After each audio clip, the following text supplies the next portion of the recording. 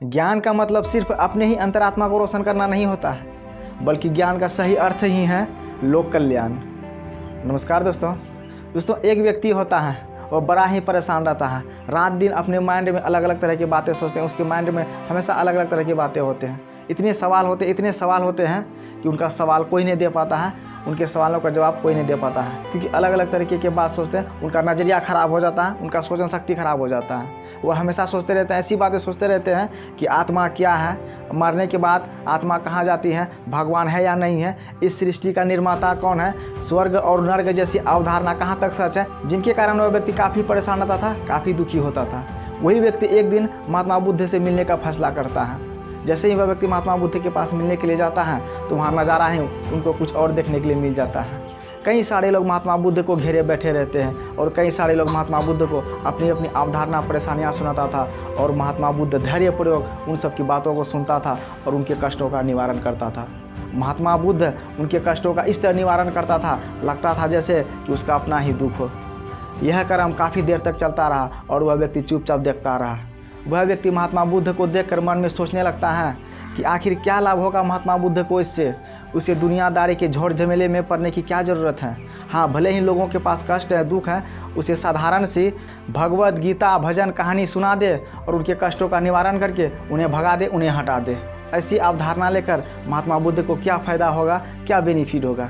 महात्मा बुद्ध को इस दुनिया के झोर झमेले में नहीं पड़ना चाहिए था, लोगों को इतना करीब से नहीं देखना चाहिए था।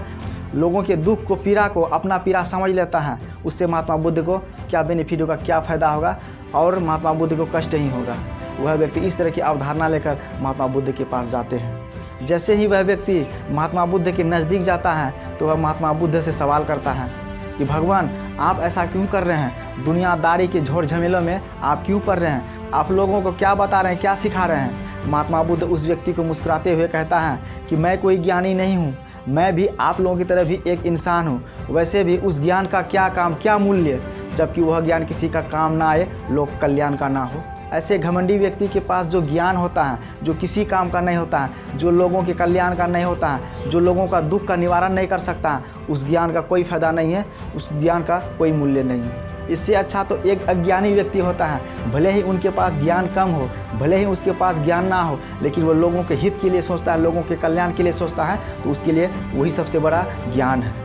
इससे अच्छा एक मूर्ख व्यक्ति होता है जिसके पास ज्ञान नहीं भी है, फिर भी वह लोगों के लिए सोचता है, लोगों के कल्याण के लिए सोचता है। अगर आपके पास बहुत ज़्यादा ज्ञान है, बहुत आप पढ़े लिखे हैं, लेकिन वह ज्ञान किसी काम का नहीं है, लोगों के कल्याण का नहीं है, किसी का हित का नहीं है, लोगों की ज़िंदगी का दुख का, कष्ट का, पीड़ा का निवारण नहीं कर पाता है, तो वह ज्ञान किसी काम का नहीं होता है। भगवान बुद्ध उस व्यक्ति को समझाते हुए कहता है कि ज्ञान तभी सार्थक होता है जब वह ज्ञान लोक कल्याण हो, लोगों के हित के लिए हो, लोगों के दुख कष्ट का निवारण कर सके, लोगों के बारे में सोच सके और ज़िंदगी में लोगों का खुशी भर सके, तो वही असली ज्ञान है। तभी ज्ञान की सार्थकता बढ़ती है, अन्यथा आपके ज्ञान किसी काम का नहीं हो सकता, आपका ज्ञान कोई काम का नहीं हो सकता है। उनके इन बातों को सुनकर वह व्यक्ति अपना सोच और नज़रिया बदल देता है और उसकी ज़िंदगी हमेशा के लिए सुधर जाता है। वह अपना सोच को बदल देते हैं, उसकी ज़िंदगी में जितना भी दुख टेंशन था, जितने भी तरह तरह की बातें सोचता था, नेगेटिविटी बातें सोचता था, उसके दिमाग से सारे बात मिट जाते हैं और वह हमेशा हमेशा खुशी से चले जाते हैं। हमेशा के लिए वह अपना नज़रिया और दिमाग सोच बदल देता है, महात्मा बुद्ध के द्वारा कहे गई बातों को फॉलो करता है और उसकी ज़िंदगी में हमेशा के लिए खुशियाँ ही खुशियाँ होती। नमस्कार।